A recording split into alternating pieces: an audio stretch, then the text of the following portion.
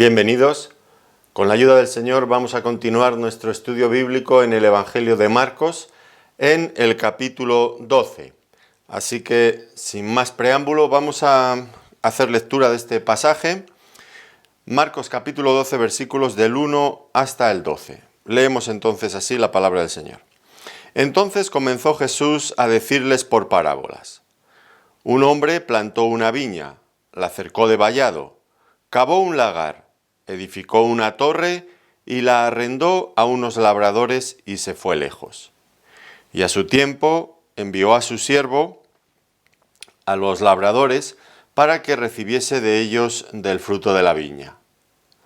Mas ellos, tomándole, le golpearon y le enviaron con las manos vacías. Volvió a enviarles otro siervo, pero apedreándole le hirieron en la cabeza y también le enviaron afrentado. Volvió a enviar otro, y a éste mataron, y a otros muchos, golpeando a unos y matando a otros. Por último, teniendo aún un hijo suyo, amado, lo envió también a ellos, diciendo: «Tendrán respeto a mi hijo». Mas aquellos labradores dijeron entre sí: «Este es el heredero, venid, matémosle, y la heredad será nuestra». Y tomándole le mataron y le echaron fuera de la viña. ¿Qué pues hará el Señor de la viña? Vendrá y destruirá a los labradores y dará su viña a otros.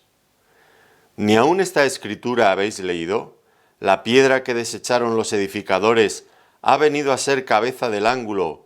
El Señor ha hecho esto y es cosa maravillosa a nuestros ojos.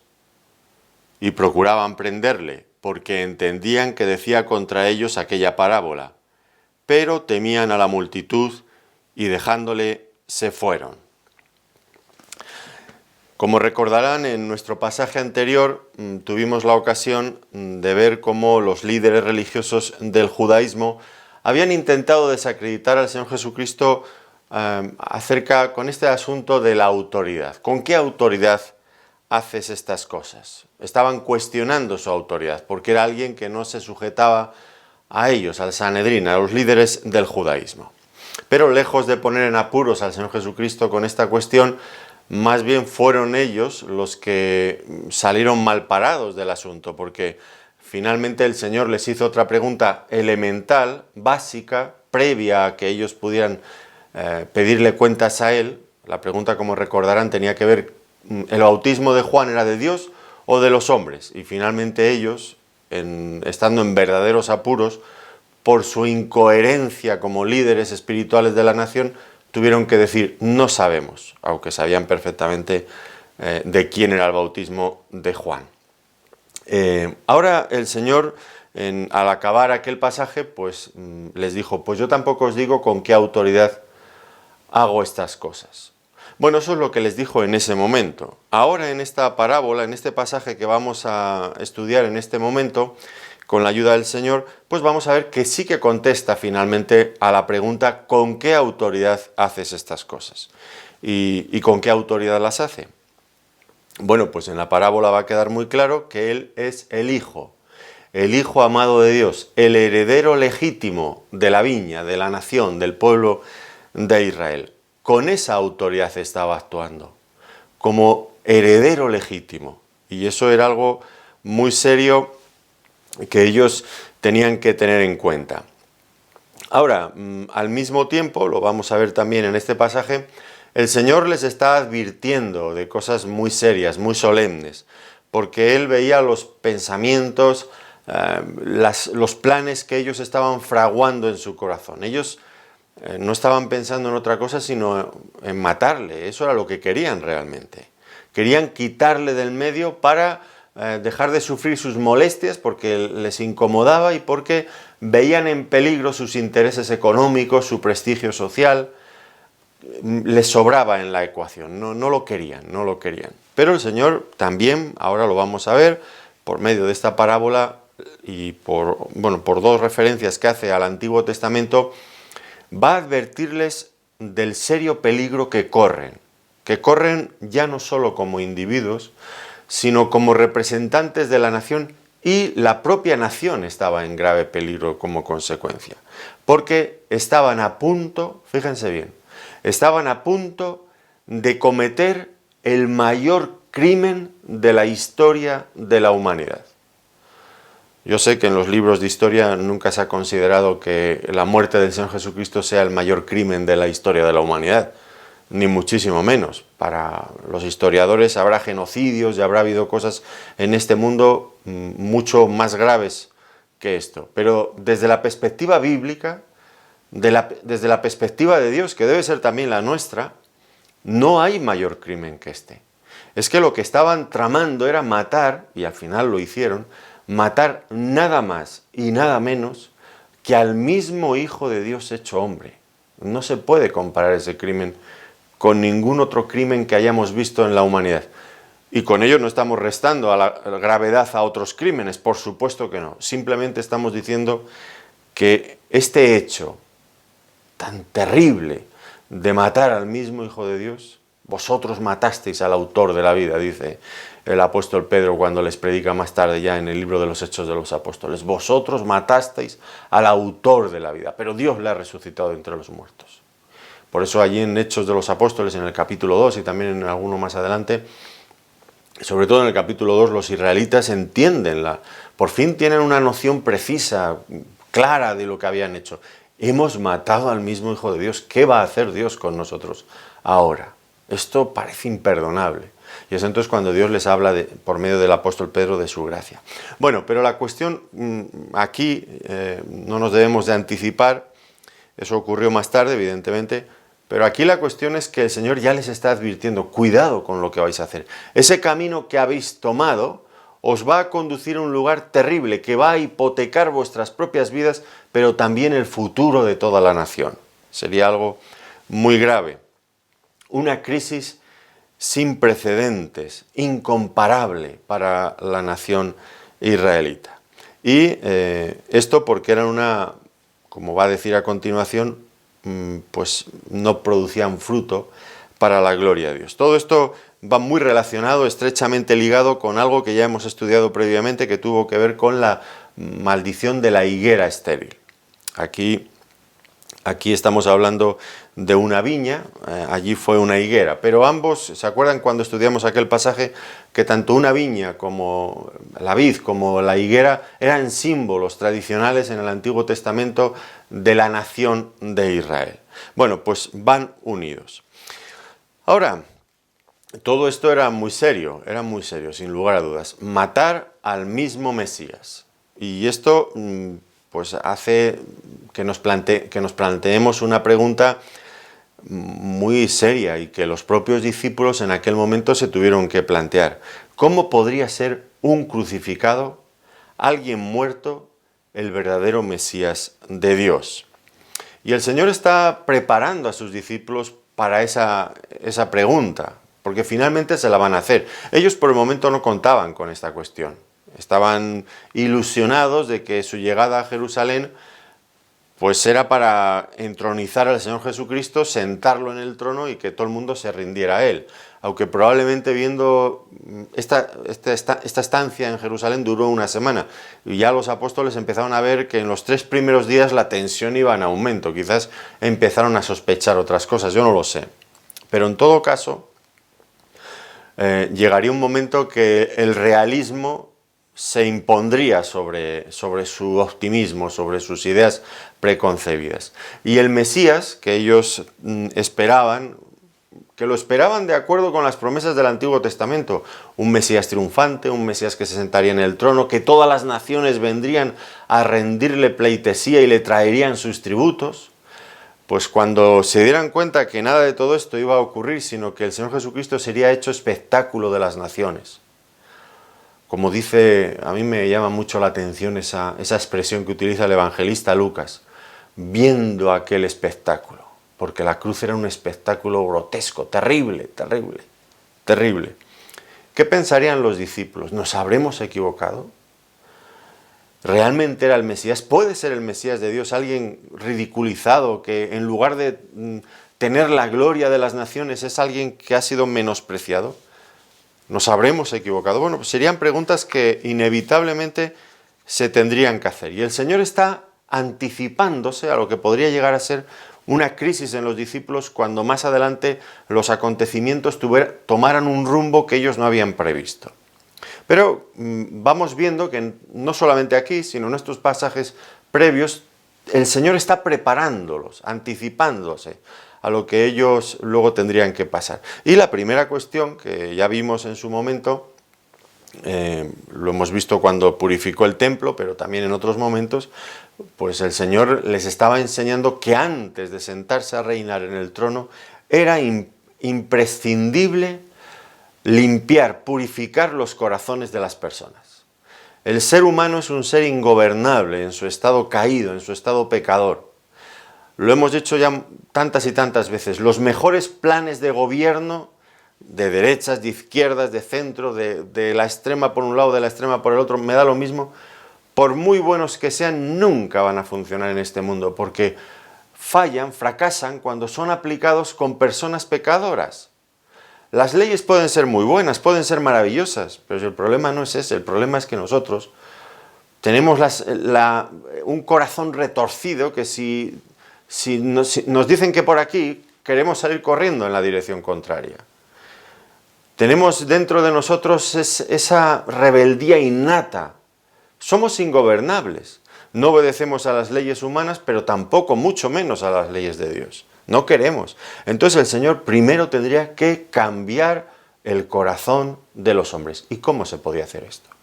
Pues no hay otra forma de hacerlo nada más que dándonos un corazón nuevo, porque el que tenemos ya está tan dañado que es imposible reconstruirlo. Hace falta un corazón nuevo. Hace falta limpiarnos de nuestros pecados, justificarnos. Y todo eso, la única manera que Dios encontró de hacerlo, no había otra. Si hubiera habido otra, Dios la hubiera implementado, pero no había otra. Tuvo que enviar a su propio Hijo para morir por nuestros pecados, pagando Él nuestras culpas, limpiándonos, justificándonos, perdonándonos y dándonos su Espíritu Santo, porque ahora ya sí que puede habitar dentro de nosotros, porque Dios nos ha limpiado previamente cuando creemos en su Hijo. Era imprescindible, por lo tanto, que el Señor Jesucristo muriera. No era algo que era un fallo en el programa divino, era algo imprescindible, era necesario, como el Señor Jesucristo ya insistió en 3 ocasiones previas. Voy a Jerusalén y es necesario que el Hijo del Hombre padezca allí mucho. Era necesario. Por otro lado, era algo que también habían anunciado los profetas, aunque, bueno, pues como siempre, pues ellos querían escuchar solamente ciertas cosas, pero la Biblia hablaba con mucha claridad y anunciaba que el Mesías habría de morir. Fíjense, por ejemplo, en Daniel, capítulo 9, versículo 26, que este pasaje es interesantísimo. Algún día con la ayuda del Señor lo vamos a estudiar. Pues hay una profecía, de las pocas profecías que hay en la Biblia con fechas exactas, donde se dice el año exacto y hasta el día en el que el Mesías tendría que morir. Y por supuesto anuncia que tenía que morir, fíjense. Y después de las 62 semanas se quitará la vida al Mesías, mas no por sí. Se quitará la vida al Mesías, mas no por él. Bueno, y anuncia otras cosas más. Algún día con la ayuda del Señor vamos a ir a este pasaje. Y Isaías 53 incide en la misma cuestión. Isaías 53 parece que uno está leyendo el final de los evangelios, la precisión, la exactitud milimétrica con la que se anuncian cada uno de los sufrimientos del Señor Jesucristo. Impresionante. El Salmo 22, que ya estudiamos en otra ocasión, lo mismo, con tanto rigor, con tanta exactitud que nos asombra. El Salmo 22, los sufrimientos del Mesías cuando está en la cruz vistos desde dentro, tal como los veía él. Isaías 53, vistos desde la perspectiva de los espectadores, de los que están alrededor. Es tremendo la exactitud. Bueno, pues eso estaba también en la palabra de Dios, que el Mesías debía de morir y debía de morir por los pecados de los hombres. Cuando vieran a su Mesías muerto, no a su Mesías sentado en un trono, no tenían que pensar, hemos fracasado al identificar correctamente al Mesías. No, todo lo contrario.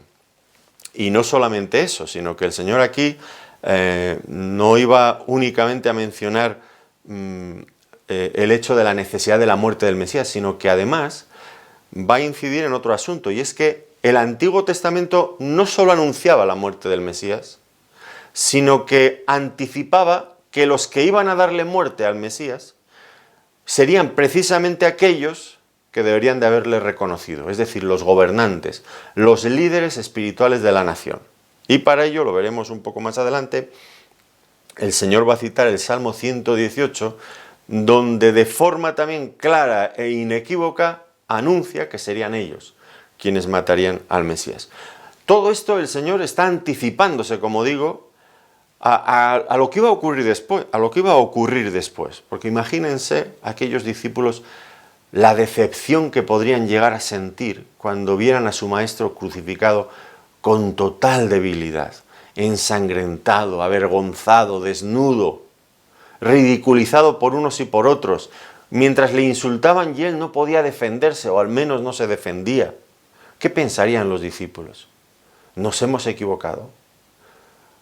Bueno, no se habían equivocado, ni mucho menos, sino que eso era una parte del Antiguo Testamento que los judíos no consideraban, pero que estaba allí y que tenía su cumplimiento, tenía que cumplirse. Era imprescindible por esto que estamos mencionando. Primero tendría que, el Señor antes de reinar, primero tendría que salvar a los pecadores, darles un nuevo corazón limpio, capaz de ser gobernado por Dios.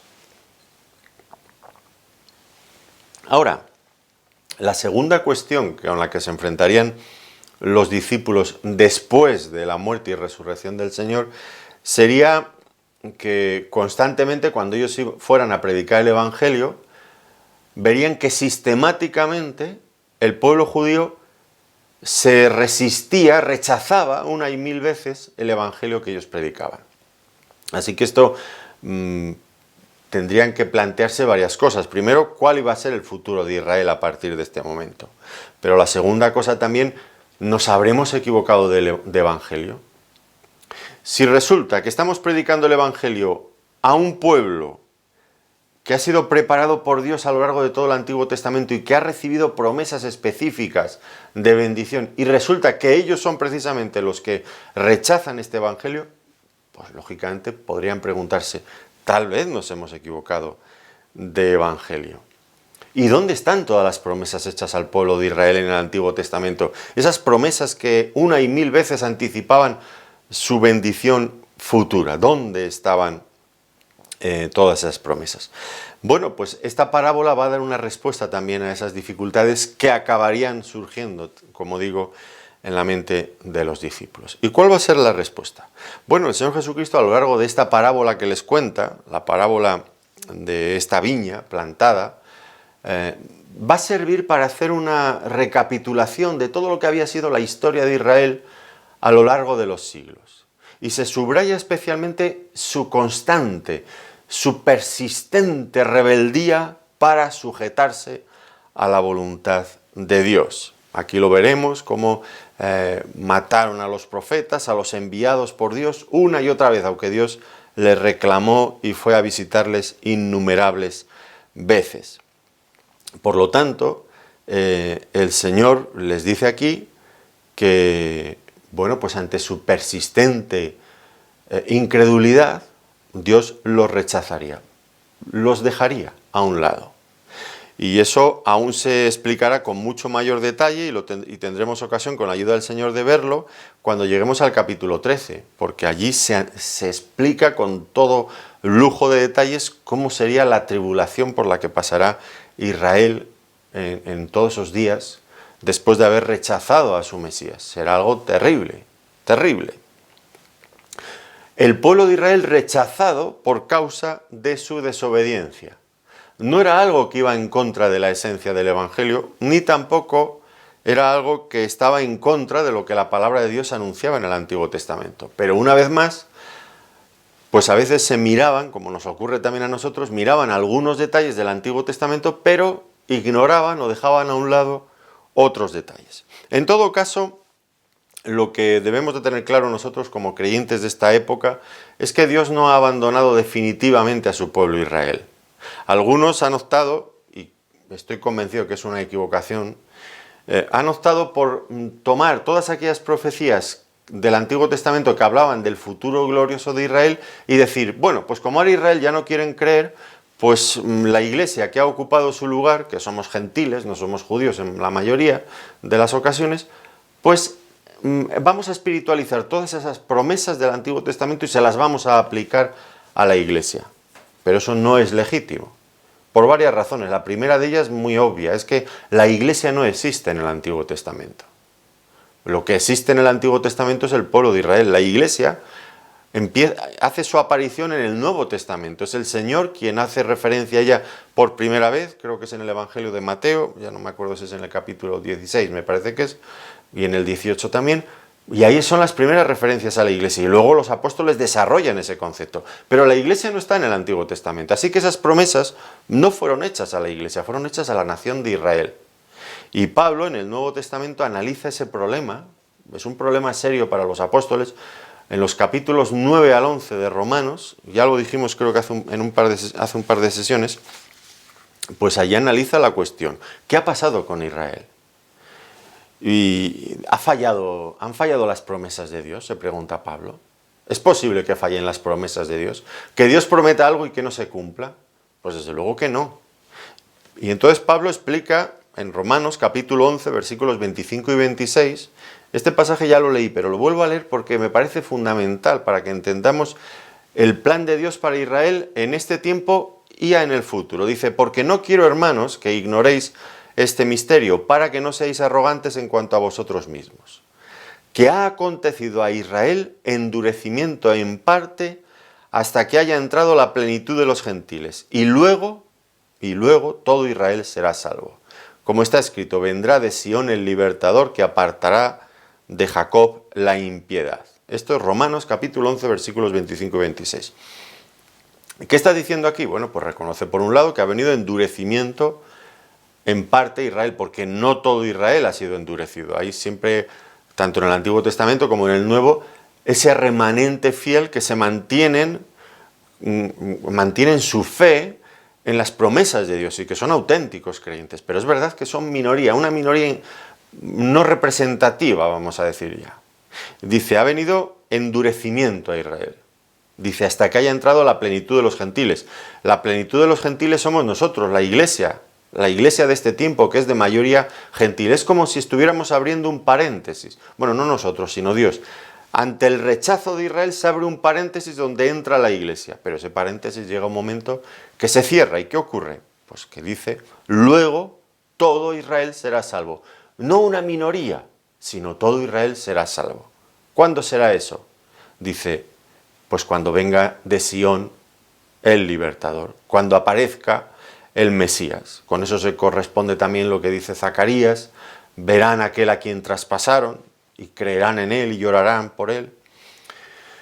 Todo esto no debemos de olvidarlo. Aquí el Señor Jesucristo está anticipando que el rechazo y el asesinato del Señor Jesucristo en la cruz sería un pecado muy grave y traería consecuencias sobre la nación, pero Dios les iba a extender todavía su gracia.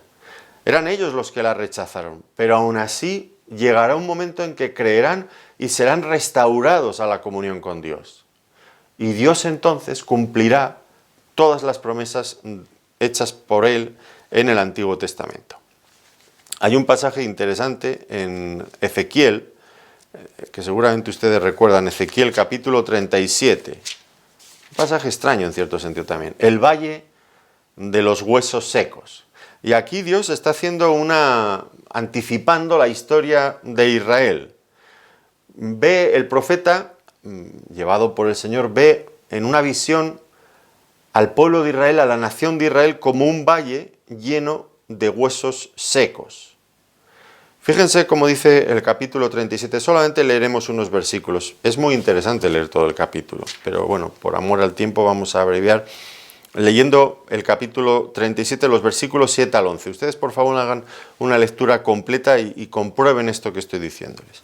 Dice, profeticé pues como me fue mandado, y hubo un ruido mientras yo profetizaba, y he aquí un temblor, y los huesos, esos huesos secos, desparramados por todo aquel valle, se juntaron cada hueso con su hueso. Y miré, y he aquí tendones sobre ellos, y la carne cubrió y la carne subió y la piel cubrió por encima de ellos, pero no había en ellos espíritu. ¿Se dan cuenta, no? Ezequiel está profetizando la restauración de Israel en dos fases diferentes. La primera fase, todo ese valle de huesos secos y sin vida, de repente se empiezan a juntar, les empiezan a aparecer tendones, sube la piel sobre ellos, la carne, hay un cuerpo, pero dice, pero no tenían vida. Miré y no había en ellos espíritu. Y ahora continúa diciendo, y me dijo, la segunda vez que se le dice que profetiza, es la segunda fase. Profetiza al espíritu, profetiza, hijo de hombre, y di al espíritu, así ha dicho Jehová el Señor, espíritu, ven de los cuatro vientos y sopla sobre estos muertos y vivirán. Y profeticé como me había mandado, y entró espíritu en ellos y vivieron, y estuvieron sobre sus pies un ejército grande en extremo.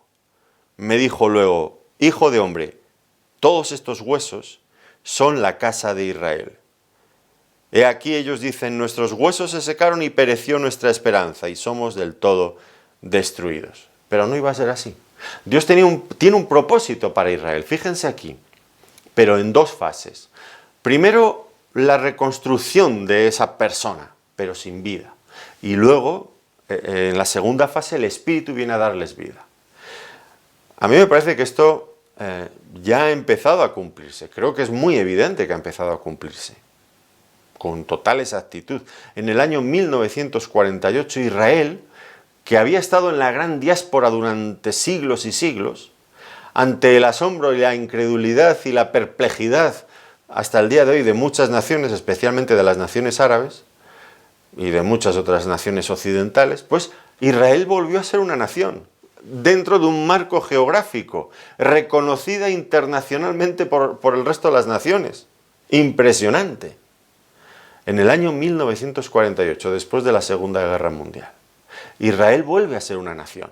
Esos huesos secos dispersos por aquel valle vuelven a juntarse, vuelven a estar unidos.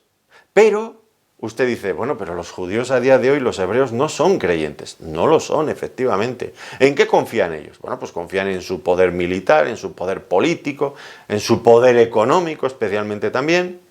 En eso confían, pero no confían en el Señor. Porque aún falta la segunda fase. ¿Cuál es la segunda fase? La que Pablo anunció. Cuando venga el Mesías creerán en él. Hoy por hoy están juntos, pero les falta el Espíritu de vida. Ese Espíritu, el Espíritu Santo que les transmita la vida de Dios. Y no puede transmitírsela porque ellos permanecen todavía en incredulidad. Pero llegará el momento en que se cumplirá. ¿Por qué estoy totalmente seguro? Porque contra todo pronóstico, Dios cumplió la primera parte de la profecía. Es asombroso. Estamos ya acostumbrados a que después de 1900 años, casi 1900 años, Israel estuvo desde el año 70 disperso hasta el año 1948, casi 1900 años después, una nación todavía guarda su identidad y vuelve a ocupar un marco geográfico, una nación, un lugar. Esto es increíble. Es un milagro, lo mire usted por el lado que lo mire, es un milagro, no ha ocurrido con ninguna otra nación. Busque usted en la historia, no va a encontrar nada similar. Pero todo eso se ha cumplido conforme a lo que la palabra de Dios anunciaba.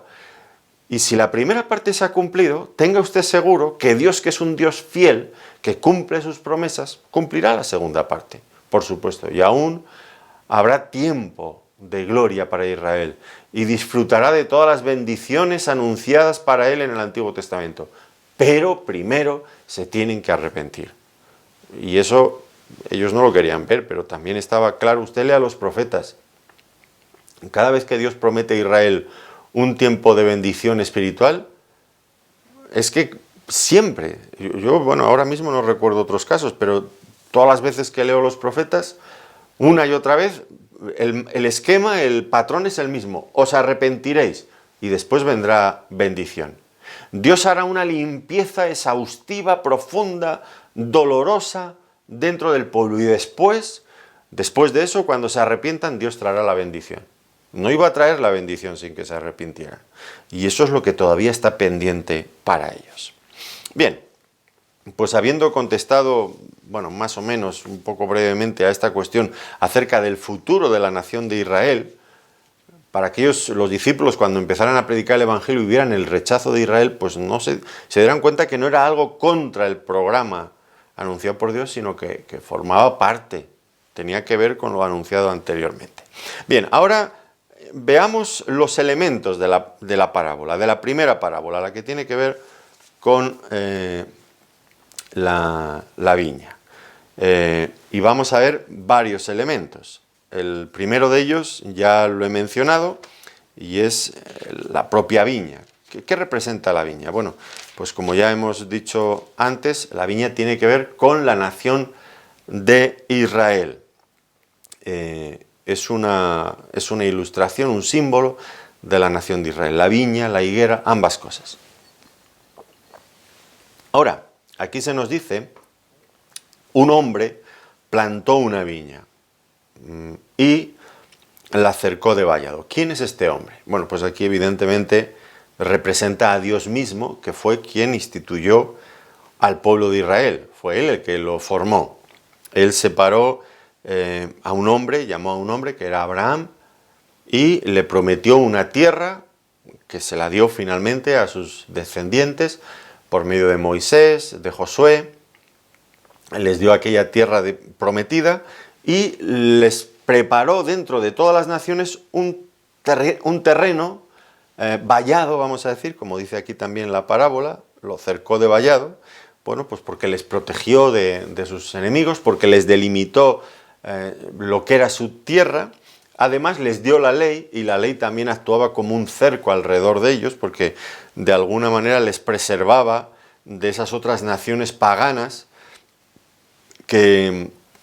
porque sus principios espirituales pues los mantenían alejados de ellos, en tanto que eran fieles, claro está, a la palabra de Dios. Así que Dios mismo les dio una viña y lo preparó todo, les dio su propio terreno. Era la viña de Dios y tenían cierta deuda con Dios. Luego nos habla de los labradores, y los labradores en la parábola pues representan, claro está, a los gobernantes de Israel. Y así lo entendieron ellos al acabar la parábola. Se daban cuenta, entendían que decía contra ellos aquella parábola, dice el versículo 12. O sea, que está hablando de ellos mismos lo entendieron. Y lo que debemos de notar es la tremenda confianza que Dios puso en estos hombres. Cuando después de haber preparado aquella viña tan especial, cuidada en cada uno de sus detalles, pues Dios mismo se la entregó a estos hombres. Qué acto, por un lado, de generosidad, también de confianza en ellos. Poner a su cuidado algo que Dios mismo había preparado con tanto esmero, con tanta atención. Y ellos recibieron esos enormes privilegios. Pero en lugar de sentirse contentos con esto, que era mucho, un privilegio enorme, pues quisieron explotar la viña no para el beneficio de Dios, sino para su propio beneficio. Y únicamente para su propio beneficio. De tal modo que, como vimos en el pasaje anterior, cuando estudiamos la purificación del templo, ellos habían convertido la propia casa de Dios en una cueva de ladrones. Ellos allí llevaban a cabo todas sus fechorías, todos sus robos, y allí utilizaban el nombre de Dios para su propio beneficio personal, para su prestigio, para su gloria, para su enriquecimiento. Era vergonzoso, era vergonzoso. Habían perdido la noción de lo que significa ser mayordomos, administradores de los recursos que Dios había colocado en sus manos. Habían recibido un enorme privilegio, pero eran administradores, no eran propietarios. Y es tan diferente el concepto de administrador del concepto de propietario. Un propietario no tiene que dar cuentas a nadie, es suyo. Un administrador sí, tiene que dar cuentas al propietario, porque no es suyo, no está. Las decisiones que toma, si es un administrador, sabe de antemano que va a tener que dar después cuentas al dueño de la finca. Ellos se habían olvidado de todo esto, habían perdido la noción de lo que eran realmente y robaban a Dios su propia gloria. Luego nos dice también que Dios envió siervos el propietario envió siervos a los labradores. Y estos siervos, pues queda también claro en la parábola que hace referencia a los profetas que Dios envió una y otra vez a la nación. Es interesante notar, hace ya muchos años hice un trabajo buscando todos los profetas que aparecen en el Antiguo Testamento. Claro, nosotros la mayoría de las veces pues nos quedamos con los profetas que escribieron un libro. Pero es asombroso la cantidad de profetas que aparecen en la escena puntualmente y después desaparecen. Usted puede comprobar que en la época de todos los reyes de Israel, tanto del sur como del norte, Dios envió constantemente profetas. En cada periodo hubo profetas, recogidos en la Biblia, pero aún más, seguro que hubo muchos otros. Dios enviándoles profetas una y otra vez. Estos siervos fieles de Dios que reclamaban al pueblo, a los gobernantes, tenéis que darle a Dios el salario, el fruto de su viña. ¿Y qué hacían ellos? Pues los mataban a los profetas.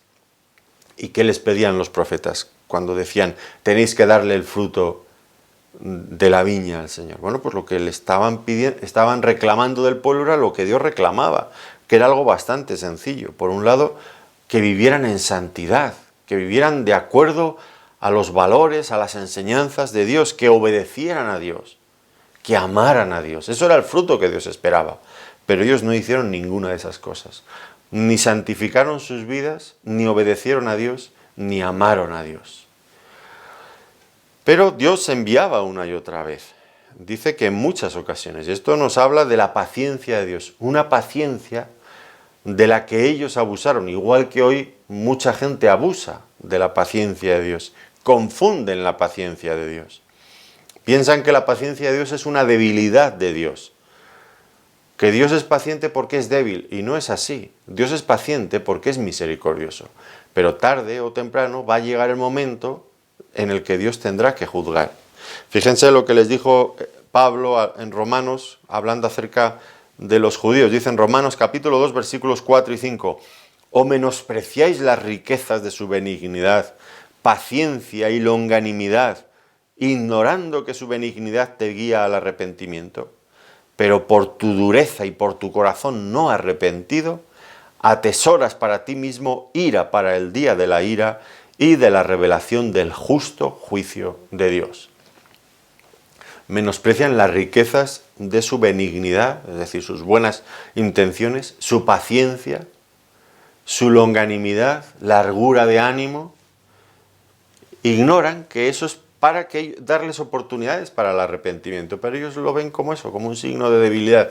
Dios no va a hacer nada, podemos seguir nuestra vida alegremente. Segunda de Pedro también habla, un pasaje creo que muy conocido, Segunda de Pedro 3:9 dice, «El Señor no retarda su promesa, según algunos la tienen por tardanza, sino que es paciente para con nosotros, no queriendo que ninguno perezca, sino que todos procedan al arrepentimiento». Dios es paciente con nosotros. Si no hubiera sido paciente, nosotros no nos habríamos convertido. Claro que no nos habríamos convertido. Habríamos sido fulminados inmediatamente. Pero ha sido paciente, nos ha dado oportunidad a convertirnos. Y esa misma oportunidad la sigue extendiendo, ampliando la oferta a muchas otras personas que todavía no le conocen. Esto es lo que Dios hizo por medio de los profetas, con poco éxito, porque los mataron a todos. Los mataban uno detrás de otro. La inmensa mayoría de los profetas de Israel murieron. Finalmente, Dios envía a su propio Hijo, y este no es otro nada más que el Señor Jesucristo.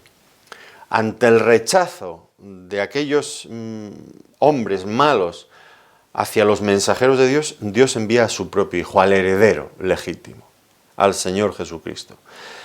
No era un siervo más, era el Mesías, era el Hijo, el Mesías esperado. Aquí está, como he dicho antes, la contestación a la pregunta que le hicieron la sesión anterior. ¿Con qué autoridad haces todas estas cosas?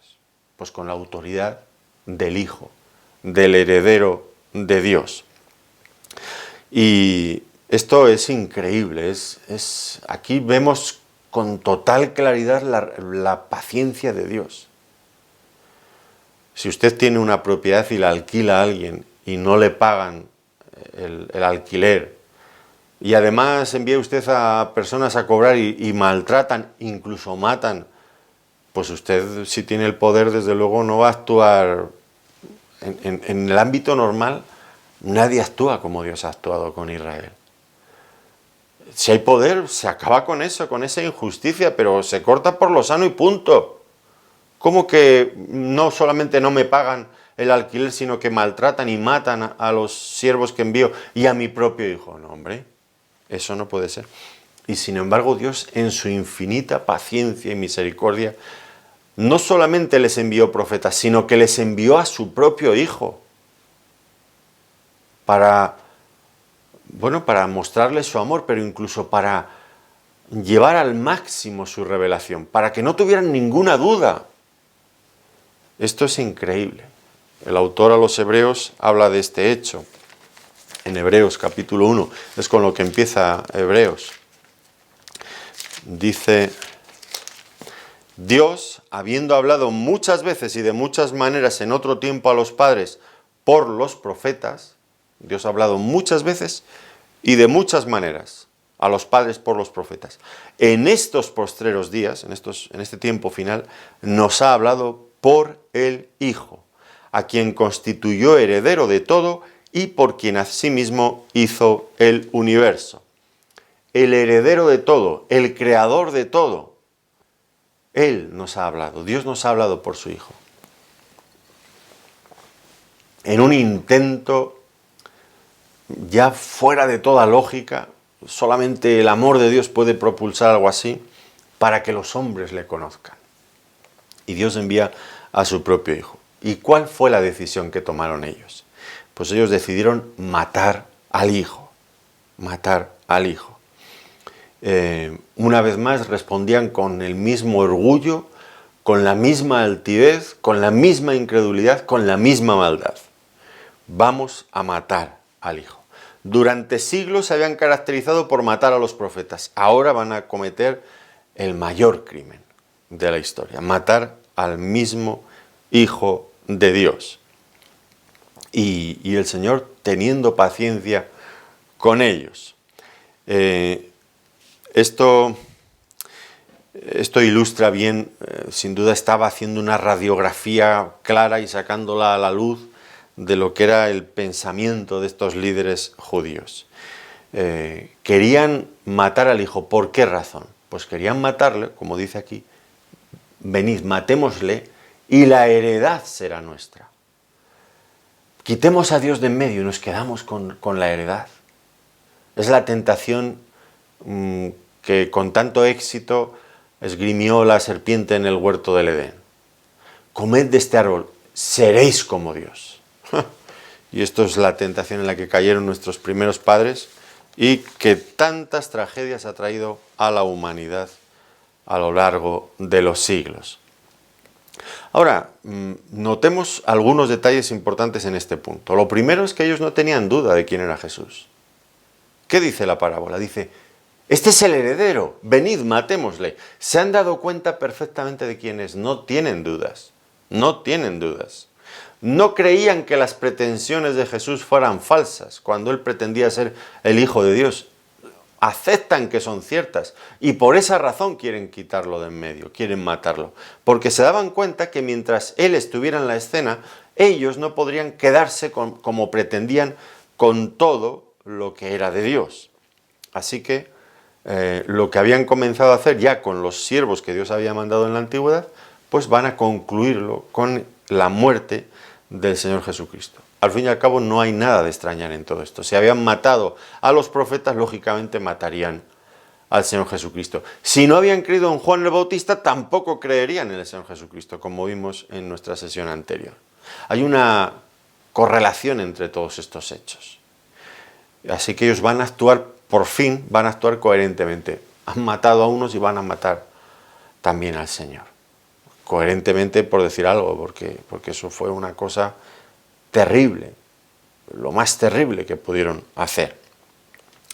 Bueno, esta idea, fíjense, no dudando de quién era el Señor, sino dándose cuenta perfectamente.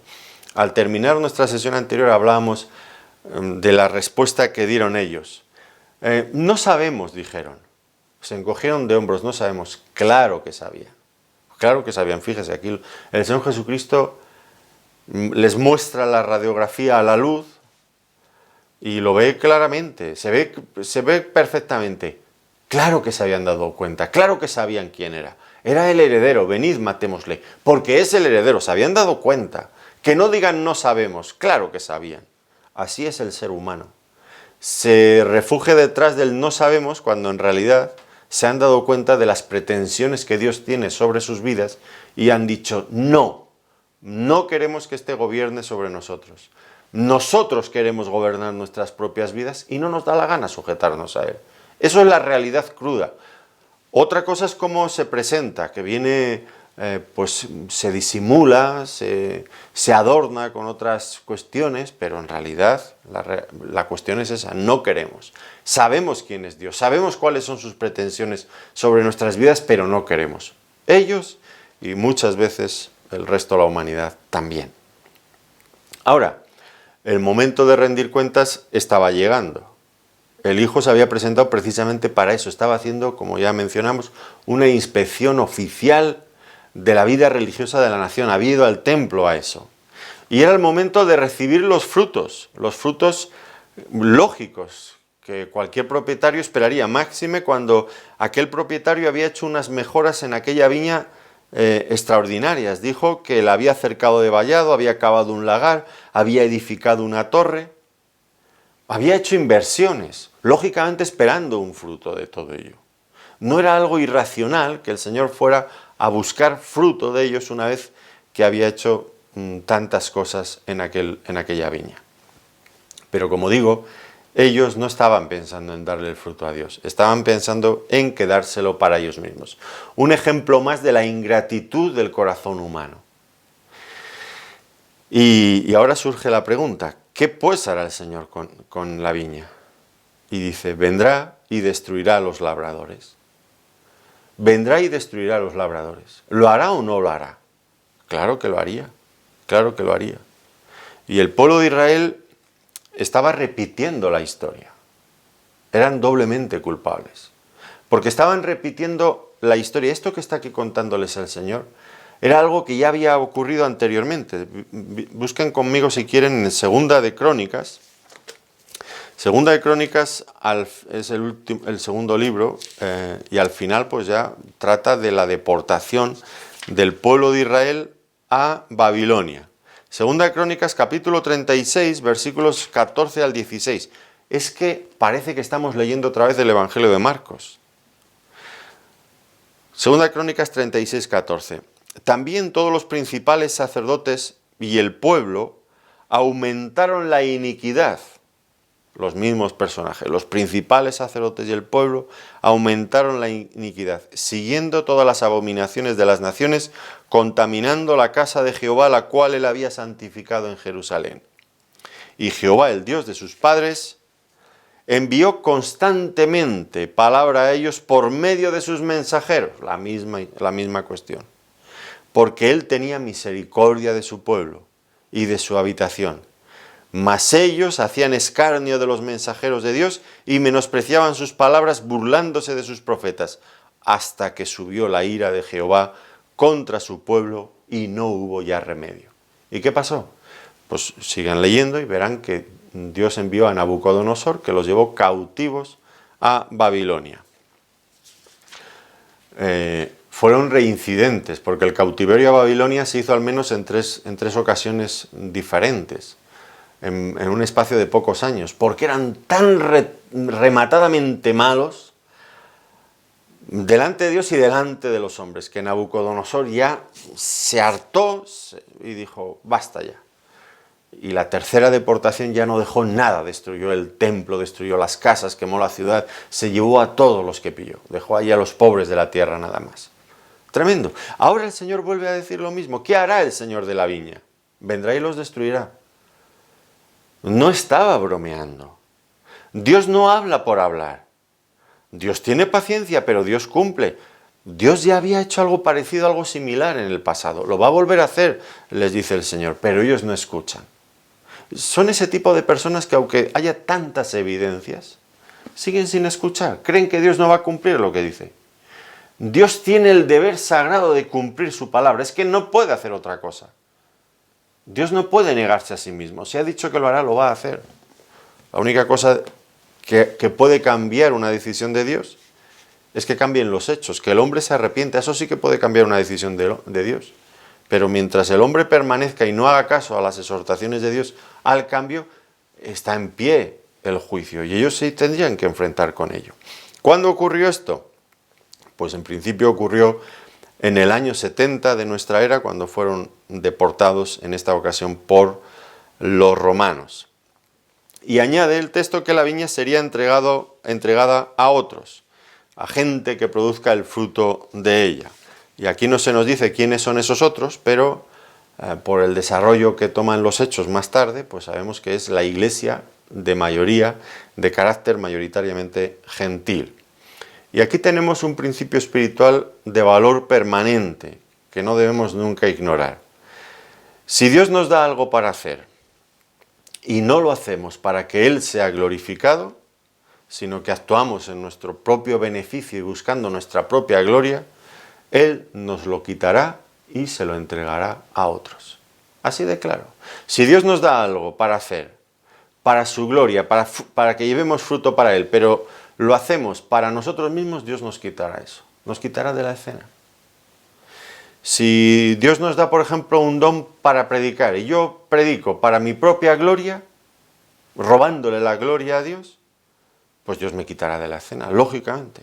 Y así con cualquier cosa que Dios nos dé. Y ahora el Señor termina, ha estado tratando una parábola que es muy parecida a una que encontramos en Isaías también, sobre la viña, muy parecida, en el capítulo 5 creo que es de Isaías. Ahora el Señor va a usar otra escritura también del Antiguo Testamento, y es una escritura del Salmo 118. Y allí la figura es diferente, ya no es una viña, sino que ahora es una edificación. El Salmo 118, que es muy citado por los autores del Nuevo Testamento, lo cita Pedro, creo que es en su carta, también en los Hechos de los Apóstoles, lo cita Pablo en Efesios, en fin, es un salmo muy citado en el Nuevo Testamento. Y lo que viene a decir, bueno, es el salmo, por otro lado, que los israelitas estaban mencionando cuando el Señor Jesucristo entraba triunfante en Jerusalén montando en aquel pollino hijo de asna. Bendito el que viene en el nombre del Señor. Hosana. Esto era el Salmo 118, el versículo 26. Pero tal vez ellos no se habían parado a pensar que ese salmo decía algo más. Sí que era un salmo mesiánico, un salmo que anunciaba la venida del Mesías, pero decía algo más. Anunciaba también que ese que vendría en el nombre del Señor sería la piedra angular sobre la que se edificaría el gran templo, la gran casa de Dios, las grandes promesas de Dios para Israel. Pero decía que esa piedra angular iba a ser rechazada por los propios edificadores, por los propios líderes. Fíjense el Salmo 118, versículo 22, la piedra que desecharon los edificadores ha venido a ser cabeza del ángulo. La piedra que desecharon los edificadores ha venido a ser cabeza del ángulo. Y ya les he explicado en otras ocasiones, creo, que aquella piedra angular era una piedra extraña, porque no era una piedra como el resto de las piedras, que tienen unas formas más regulares. Esta piedra tenía esquinas, tenía ángulos. Era una piedra hecha a medida con la intención de dar coherencia, cohesión a todo el edificio. Estaba en lo alto de la cúpula y ahí se tenían que encajar las otras piedras. Era una piedra, ya digo, con una forma extraña. Bueno, había allí una piedra, los edificadores estaban cortando piedra y había quedado una piedra allí pues que era irregular y que rechazaron. Los edificadores la rechazaron, era piedra de tropiezo, todo el mundo se tropezaba allí. Pero ahora de repente se dan cuenta, esa piedra que han rechazado los edificadores ha venido a ser la piedra principal del ángulo.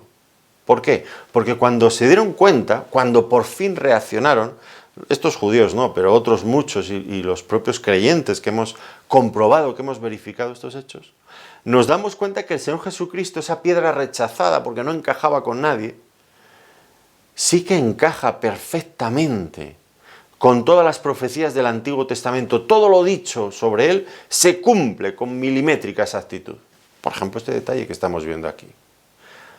La Biblia anunciaba 1000 años antes, porque este salmo, bueno, si era de David, que ahora no lo sé, el título no dice que fuera de él, pero si fue escrito por David, fue 1000 años antes, pero si no, pues cientos de años antes, anunciaba no solamente que iba a morir, sino quiénes iban a ser los encargados de entregarle a esa muerte, quién le iba a rechazar. Es asombrosa la exactitud con la que la Biblia había anunciado la venida del Mesías, dando 1001 detalles, y al mismo tiempo la exactitud con la que se cumplieron esos detalles en la persona del Señor Jesucristo. Así que ellos estaban ahora siendo advertidos ya muy directamente por el Señor Jesucristo, diciéndoles: cuidado, vosotros lo que estáis tramando es matar al heredero. Acordaos, recordad bien lo que anunció el profeta. Y se lo dice: la piedra que desecharon los edificadores ha venido a ser cabeza principal del ángulo. Cuidado, porque estáis a punto de cumplir la profecía. Y la vais a cumplir rechazando la piedra principal. Es un pecado muy grave. Pero por más que el Señor les advirtió, no hubo nada que hacer. Ellos persistieron 1 y 1000 veces en su incredulidad. Y finalmente lo crucificaron. Bueno, ya dice aquí que procuraban prenderle desde este momento, pero estaban en aprietos porque el pueblo le tenía en estima, le consideraban. Y no se atrevieron a hacerlo en este momento, seguirían buscando la oportunidad. Ahora, terminamos entonces este pasaje importante. Pero hay algo que nosotros, hemos hablado mucho del pueblo de Israel, de sus líderes, pero hay principios aquí que nosotros también, que el mundo moderno, los habitantes de este mundo, en el día de hoy también tenemos que pensar. Hemos hablado de Israel, que Dios les dio una viña, les dio una nación, y eran administradores, eran mayordomos de Dios. No tenían que pensar, de hecho perdieron la visión, hemos dicho, de que vivían administrando algo que no era suyo, que era de Dios. Y ahora nosotros nos preguntamos cómo vive el hombre moderno. ¿Se da cuenta de que cada uno de nuestros conciudadanos, de las personas que nos rodean, que no son creyentes, se dan cuenta de que este mundo no es suyo? Que son inquilinos, que están viviendo de alquiler, que no son los propietarios de este mundo, que este mundo no es de ellos, que es de Dios. Es de Dios. Lo ha creado Dios. Dios ha estado allí desde el principio y lo va a seguir estando cuando nosotros desaparezcamos de este planeta y vengan otros. Él seguirá estando ahí. Dios es el propietario legítimo de este mundo. Vivimos en este mundo y somos administradores de los recursos, de los beneficios que Dios nos ha dado. Ya no quiero hacer solamente hincapié aquí ahora en este momento, por ejemplo, en un hecho tan dramático en nuestro momento presente, el mal uso que hacemos del planeta y cómo lo estamos estropeando y deteriorando a pasos agigantados, destruyéndolo masivamente. Ya no voy a hablar del mal uso que estamos haciendo de nuestra administración del planeta, estropeando las bellas obras de Dios en este mundo. No voy a hablar de esto, que también habría mucho que hablar y decir. Porque si alguien tiene el derecho y la obligación de ser ecologista, sanamente, esos somos los creyentes, porque este es el mundo de nuestro Dios y debemos de defender como administradores de Dios la buena administración, la buena gestión de los recursos que Dios ha creado en este mundo y no estropearlos, dejárselos intactos a las generaciones que nos han de suceder. Pero no quiero hablar ahora de esto. Quiero hablar de la actitud del hombre, del corazón del hombre frente a ese Dios. Y es triste considerar que es similar a la que tuvieron aquellos judíos en aquel tiempo. Ellos, igual que los hombres de nuestro tiempo, dicen: quitemos a Dios de en medio y nos quedamos con la herencia. Así este mundo será nuestro. En la sesión anterior hablamos de los agnósticos, que dicen: no sabemos si Dios existe. Claro que saben que Dios existe, ya lo dijimos. Y la palabra de Dios lo dice, de tal modo que no tienen excusa. Pero aquí estamos llegando al punto principal por el que dicen: no sabemos si existe un Dios o no. Es una forma muy diplomática de quitar a Dios de en medio. No es como el ateo que dice, Dios no existe. O como aquel hombre, aquel filósofo alemán Nietzsche, que decía, Dios ha muerto. Bueno, es que él lo había matado, quería matarlo, claro. Y incitó a muchos a que siguieran su misma forma de pensar. Dios es un producto de nuestra imaginación. En momentos en que éramos débiles, que no sabíamos dar explicación a mil y una cosas que había a nuestro alrededor. Vivíamos en una época precientífica y buscábamos a Dios como una especie de muleta en el que apoyarnos para explicar lo que no éramos capaces de explicar. Pero ahora que ya vivimos en una sociedad tecnológica, que hemos avanzado en las ciencias, ya no necesitamos a Dios como una muleta, ya podemos dar explicación a todas las cosas. No necesitamos a Dios. Dios ha muerto. Viva el superhombre, que el superhombre somos nosotros. Esta sociedad tecnológica, avanzada. Esto era el pensamiento de Nietzsche hace ya muchos años, pero que ha calado profundamente en el pensamiento, en la cultura occidental de nuestra época. Dios ha muerto. No, no ha muerto. Dios está vivo.